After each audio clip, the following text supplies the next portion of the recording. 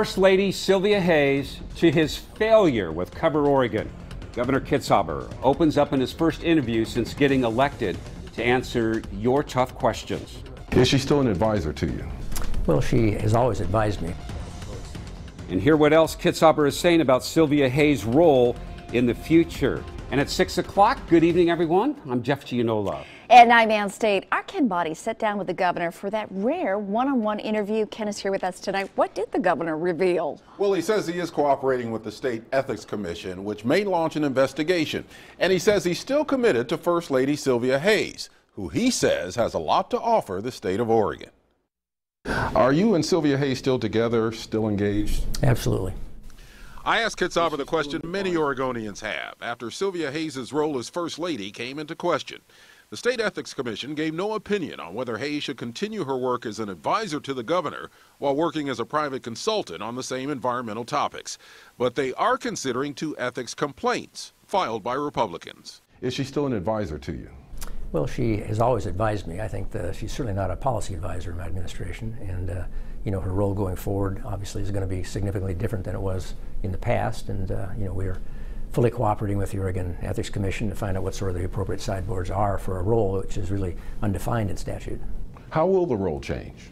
Well, as I've said before, as we both said, she doesn't intend to take any additional paid work, and we want to make sure that we avoid any real or perceived conflicts. The Ethics Commission is not expected to look into Hayes' past marriage to an illegal immigrant or her attempt to purchase a property years ago for an illegal marijuana grow. You know, we obviously want to learn from the past. If we've made some mistakes, we want to be able to address those.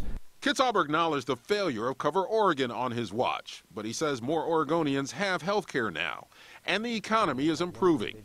Last week's revenue forecast could mean Oregonians could get a kicker check next year, a refund that kicks in when revenue is 2% above projections. Do you think we should get kicker checks, or do you think that there should be some changes in that system?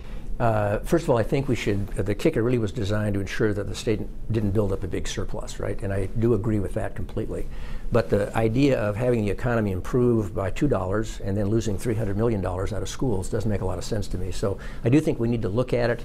Kitzhaber says his priorities over the next 4 years are funding education, adding state police, and preserving Oregon's natural resources. This wasn't a mandate. I think, as I said before, I've got to prove myself to the voters. And Kitzhaber has just submitted his budget for the state. That will be released in a couple of weeks. And again, funding education is his top priority. Ken, it was interesting, your questions about Cylvia Hayes. In the past, when all this first broke, the governor was very defensive. I don't think he's sounding like that tonight in your interview. No, I don't think so either, but I think that he's anticipating these questions now. Even after being reelected, the Ethics Commission is still looking into whether Cylvia Hayes' role is appropriate. And he's getting out ahead of it, And we'll be finding out. Thanks, Ken.